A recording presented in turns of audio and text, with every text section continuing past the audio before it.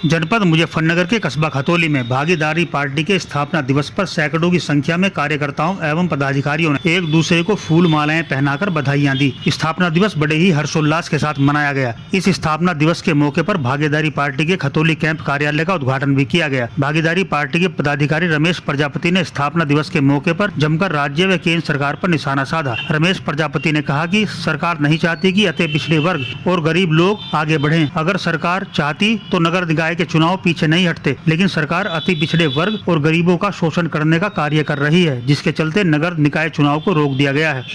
राष्ट्रीय अध्यक्ष प्रेमचंद प्रजापति जी भागीदारी पार्टी के रूप में एक समाज की लड़ाई लड़ रहे हैं। उसी को विचारधारा से लोग जुड़े हैं और आज लोगों के मन के अंदर विश्वास पैदा हो रहा है कि आने वाले समय में अति पिछड़े समाज, गरीब समाज की जो आवाज़ है जो बनेगी वो भागीदारी पार्टी और भारतीय सिविल देव समाज पार्टी संयुक्त रूप से बनेगी और 2027 में बहुत ज़बरदस्त तरीके से उत्तर प्रदेश के अंदर चुनाव लड़ा जाएगा।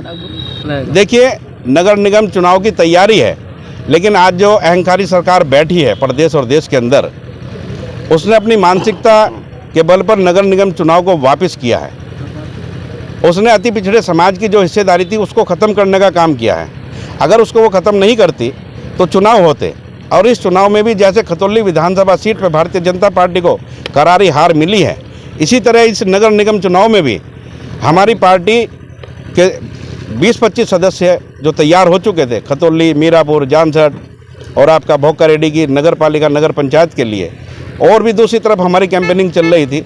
50-100 लोगों की भीड़ जो कार्यकर्ता हैं वे सब लोग चुनाव लड़ते, और अगर वे चुनाव जीतते भी नहीं तो इस अहंकारी पार्टी के सदस्यों को 100% हराने का काम करते। भागीदारी पार्टी अति पिछड़ों की बात करती, किसानों के मुद्दे पे, शिक्षा के मुद्दे पे, इन चीज़ों पे क्यों नहीं बात करती? देखो, ऐसा नहीं है कि किसानों के मुद्दे पे बात नहीं करती। ऐसा कौन सा समाज है जिसमें किसान नहीं है? शिक्षा तो सबसे मेन मुद्दा है। शिक्षा आप देखिए, इस अहंकारी सरकार ने कितनी महंगी कर दी है। उसका कारण क्या है? हम गरीब समाज के लोग समझ नहीं पा रहे। ये लोग चाहते हैं कि हम पढ़े लिखे नहीं, पढ़े लिखेंगे तो आवाज़ उठाएंगे, इसलिए शिक्षा को महंगा किया गया है। अब जब पार्टी सरकार में आएगी, ताकत में आएगी, तो शिक्षा को निःशुल्क करने का प्रयास जो है वादा किया हुआ है कि उत्तर प्रदेश के अंदर हर बिरादरी, हर समाज के बच्चों को निःशुल्क शिक्षा मिलेगी, चाहे वो प्राइवेट स्कूल हो या सरकारी स्कूल हो।